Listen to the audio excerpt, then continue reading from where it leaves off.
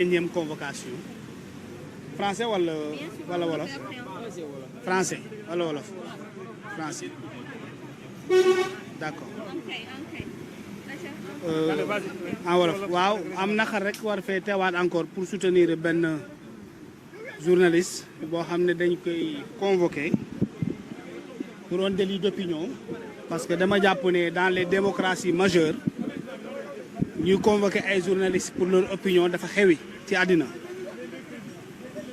Sénégal nag quoi que l'on puisse dire c'est une grande démocratie boo xam ne permettre na tey parti bu mel ni PASTEF muy ñëw au pouvoir mel ni PASTEF du pour tuutal leen du pour xas leen du pour ŋaññi leen mais c'est juste pour rappeler que ñoom am na fu ñu jaar par rapport à des luttes yoo xam ne presque ils les ont gagné mooy des combats pour la préservation des libertés d'expression PASTEF a mené de combat pareil gagné na ko parce que looloo tax ñu jël fi régime bi fi nekkoon ñoom ñu falu des combats pour la liberté de la presse gagné nañu ko parce que bokk na ci lu ñu doon xeex bu ñuy arrêté ñoom Pape Alé Niang ak yeneen journaliste tey bu ñu naree dundaat lu mel noonu te pourtant ñoom loolu lañ doon xeex bu ñuy nekk à l'opposition dafay nekk bettel dafay nekk loo xam ne quand même dañ koy naqarlu bu baax a baax parce que tout simplement une démocratie elle est majeure elle est grande bu fekkee ne sa presse est une presse libre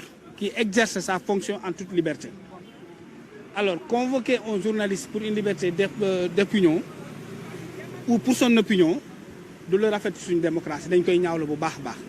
léegi liñ koy toppee yëpp nag injure offense président étranger ak offense à une personne exerçant les mêmes prérogatives que le président bu daanaka chef d'accusation boobu yàgg nañ di ko gis. waaw procureur wax dëgg yàlla nañu noppal ci délit boobu parce que jàpp nañ fi Bassirou Fofana ñu boole woon ci offense boobu ñu dem tribunal juge yi dindi ko daaneel leen pour yeneen motif jàpp nañu fi Moustapha Diakhaté boole ci motif boobu délit boobu ñu dem tribunal juge bi dindi motif boobu teg ko nele jàpp nañ fi ay ñeneen nit boole ci délit boobu ñu dem tribunal juge yi jël délit boobu teg ko ne daaneel leen yeneen kon nañu dindi motif boobu à chaque fois qu'ils veulent arrêter un acteur politique un journaliste dañu ciy boole motif ay offense ban personne moo fi exercer les mêmes prérogatives boo xam ne moom le président de la république du ñoom ñoo passé noo ne fii am nañu président bu légal ak bu légal bu légitime ak bu légal kon bu dee dañu am ñaari président kii nekk président bu légitime keneen ki nekk président bu légal ñoom nee nañu Ousmane Sonko mooy le président bu légal Bassirou Diomaye Faye non bu légitime autant pour moi Bassirou Diomaye mooy le président légal kon Bassirou exerce ses prérogatives librement et en toute indépendance de Ousmane Sonko et Ousmane Sonko aussi exerce ses prérogatives d'un président légitime indépendamment des prérogatives du président légal kon ñoom bu ñu juum parce que Guy Marius Sagna mi wax c'est un député à l'Assemblée nationale censé préserver les droits les libertés conformément à la législation ou aux textes réglementaires de ce pays-là bu dee si c'est un député de la République moo taxaw ne Sénégal dañu am ñaari président de la République bii légitime bii légal kon amul benn président ci ñoom ñaar buy exercer prérogative moroom mais quand même ça c'est de la cohérence et si dans le même contexte quand même on arrête des personnes et on leur reproche d'exercer des prérogatives ensuite ñu xool nu ñu ciy coller nit motif mais il y a une contradiction est-ce qu'on veut donc gouverner ce pays dans la contradiction il faut que les gens soient sérieux madame dans ce pays-là. léegi ñoom avocats yi fi ñu gën a taxaw moo di son dossier médical boobu noonu même chose Farba Ngom présenté na ko te il est toujours en prison est-ce que mën na sauver aussi Doudou bi ma xam de wérul Farba Ngom nag damaa dégg na ñu ne def feebar teguma ko bët xaw ma ne def feebar waaye dégg naa ne dafa feebar mais Doudou Coulibaly mi ma xam il ne faut même pas jouer avec lui il ne faut même pas tenter de l'envoyer en prison s'il laissait le matin le soir le pire peut se produire Doudou Coulibaly mi ma xam il ne faut même pas tenter même de l'envoyer en garde à vue waxuma la sax prison kon les avocats xam nañu lu ñuy wax te ñun xam nañu lu ñuy wax am na fu ñu ko teg mais comme c'est un dossier médical il y a des éléments qu'on ne peut pas dire ici qu'ils arrêtent de jouer mais au-delà de cela Nous avons besoin dans ce pays de la sérénité. damay rappeler loo xam ne yàgg naa ko wax muy Ousmane Sonko muy Bassirou Diomaye Faye dunduñu fi loo xam ne Nelson Mandela ne l'a pas vécu dans son pays. 26 ans de prison, travaux forcés, plus de 5 millions de sa famille disparus, assassinés, kidnappés, perdus de vue. Il sort de prison. Il pardonne tout le monde. Il appelle à la réconciliation nationale. Nelson Mandela l'a vécu. Ousmane Sonko ne l'a pas vécu. Il n'a même pas vécu la moitié de ce que Nelson Mandela a vécu.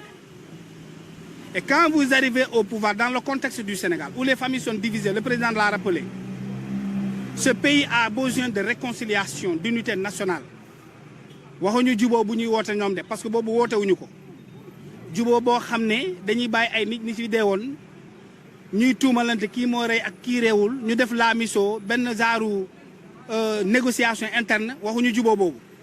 Mais nous avons besoin d'une sérénité gouvernementale qui puisse permettre à la justice de se rendre librement sans aucune implication politique. loolu la ñu wax nañu bàyyi tappale bu ñu nekkee parce que dans ce pays-là on ne peut plus continuer à arrêter les gens pour leur opinion. Ça ne reflète pas l'image de notre pays, ça n'honore pas notre démocratie, ça ne les honore pas au regard de toutes les luttes qu'ils ont gagnées dans ce pays-là. Donc il faudra que ce régime-là sache raison garder, qu'il aille à l'essentiel. Aujourd'hui l'essentiel c'est quoi? Les journalistes que vous êtes tous ici, qui perçoit son salaire à temps dans ce pays. Vous tous, que vous soyez des techniciens, que vous soyez des journalistes, quel que soit le rôle que vous jouez dans vos rédactions, qui perçoit aujourd'hui son salaire à temps dans ce pays. Quelle est cette entreprise, qu'elle soit une entreprise médiatique, indépendante, dans un autre secteur donné, qui est en train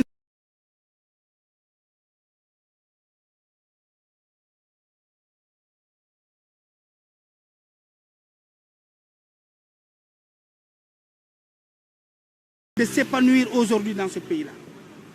Que l'on me dise, quel est ce Sénégalais aujourd'hui qui gagnait mieux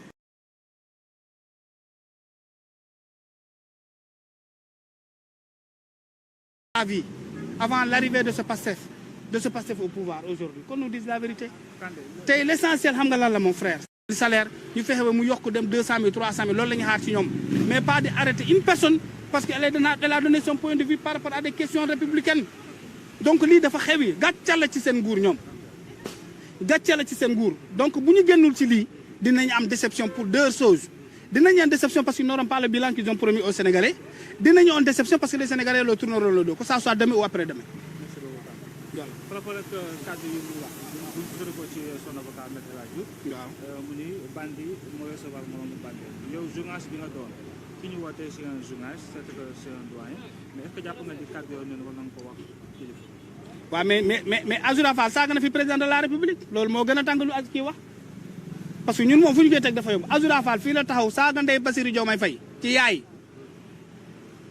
Est-ce qu'on a convoqué Azoura pour cette insulte-là? Qu'on ne me parle pas des autres convocations, non. Kii dafa ne bandi wax bandi ak saaga nit ci ndey tudd awray way juru nit ki la moo gën a sàng. Mais dans ce pays-là qu'on arrête d'emmerder les gens, c'est ça la vérité. On ne fera pas ici que ce que Pastef n'a pas fait dans ce pays. On ne dira pas dans ce pays des choses que des membres du Pastef n'ont pas dit dans ce pays. Parce que le seul être humain qui a insulté le président de la République et qui est libre, c'est un membre du Pastef quand même.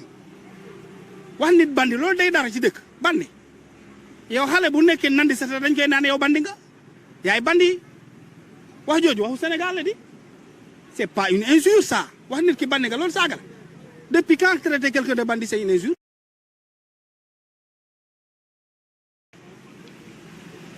Quand est-ce que cela a été considéré dans ce pays-là comme une injure passible d'une peine pénale?